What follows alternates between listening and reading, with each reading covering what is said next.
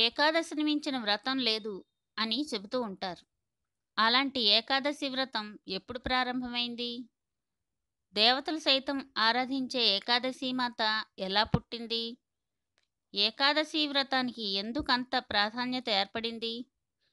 ఈ ప్రశ్నలకు సమాధానంగా నిలిచేదే కార్తీక మాసం బహుళపక్షంలో వచ్చే ఏకాదశి కథ. ఏకాదశి మాత ఉద్భవించిన రోజు కాబట్టి దీన్ని ఉత్పన్న ఏకాదశిగా వ్యవహరిస్తారు.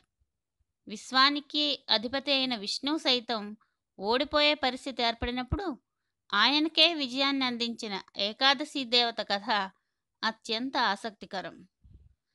సత్యయుగంలో బ్రహ్మమానస పుత్రులుగా జన్మించిన వారిలో నాడీ జంగుడు కూడా ఒకడు. బ్రహ్మ మానస పుత్రుడైనప్పటికీ అతడిది అసుర ప్రవృత్తి. దాంతో విష్ణువు అతడిని సంహరిస్తాడు.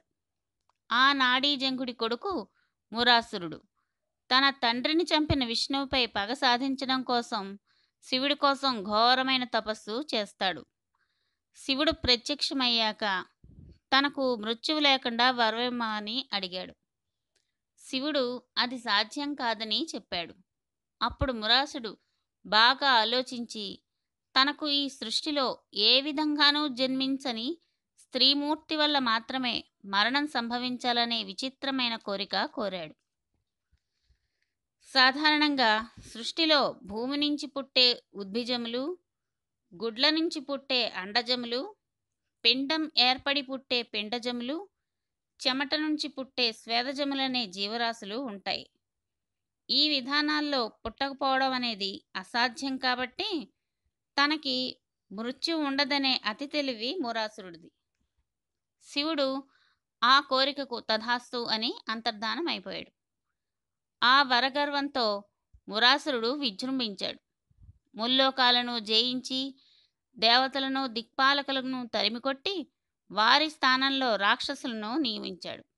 దాంతో లోకాల్లోని జీవరాశులన్నీ హింసకు గురై అల్లాడాయి. అప్పుడు ఇంద్రాది దేవతలంతా శివుడి దగ్గరకు వెళ్ళి మొరపెట్టుకున్నారు. అప్పుడు శివుడు వాళ్ళని విష్ణువుని వేడుకొమ్మని సూచించాడు. అలా దేవతలంతా ప్రార్థించడంతో విష్ణువు జరిగినదంతా తెలుసుకుని మురాసురుడిపై యుద్ధానికి సిద్ధమయ్యాడు. మురాసురుడు సకల రాక్షసగణాలతో రాగా విష్ణువు తన సుదర్శన చక్రం, గదలతో ఆ సైన్యాన్నంతటినీ సంహరించాడు. అయితే మురాసురుడిని సుదర్శన చక్రం కానీ గద కానీ ఏమీ చేయలేకపోయాయి. దాంతో మురాసురుడితో ద్వంద్వ యుద్ధం చేయాల్సి వచ్చింది. అలా వారిద్దరి మధ్య యుద్ధం 10,000 సంవత్సరాలు జరిగింది. సుదీర్ఘమైన యుద్ధం వల్ల అలసిపోయిన విష్ణువు బదరికాశ్రమం వెళ్ళి అక్కడి హిమాలయాల్లో హేమవతి అనే గుహలో మురాసురుడిని ఎలాగైనా వధించాలనే దృఢ సంకల్పం చేసుకుని యోగ నిద్రలో విశ్రాంతి తీసుకోసాగాడు. మురాసురుడు కూడా వెతుకుతూ అక్కడికి వెళ్ళి యోగ నిద్రలో నిద్రిస్తున్న విష్ణువును వధించాలనే అధర్మానికి ఒడిగట్టాడు. అప్పుడొక విచిత్రం జరిగింది. నిద్రిస్తున్న విష్ణువు దేహంలోంచి అతడి సంకల్ప శక్తి వెలుపలికి వచ్చి ఒక అందమైన యువతిగా మారింది. సకల ఆయుధాలతో ఉద్భవించిన ఆ యువతి వెంటనే మురాసురుడిని వధించింది. ఇంద్రాది దేవతలంతా కలిసి వచ్చి ఆ యువతికి ప్రార్థనలు చేశారు.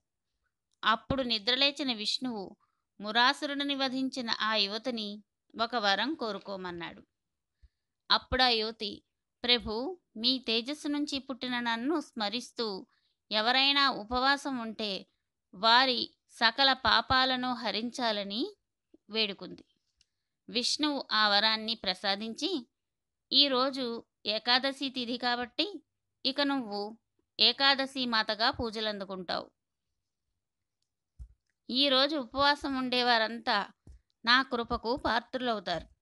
వారి పాపాలన్నీ తొలగిపోయి భోగభాగ్యాలతో పాటు వైకుంఠ ప్రాప్తి కూడా లభిస్తుంది అని ప్రకటించాడు. అప్పటి నుంచి మనుషులు, దేవతలు కూడా ఏకాదశి వ్రతాన్ని ప్రారంభించారని పురాణాలు చెబుతున్నాయి. ఏకాదశిని పాటించాలనుకునేవారు ఈ రోజు నుంచే ఉపవాసాలు ప్రారంభిస్తారు.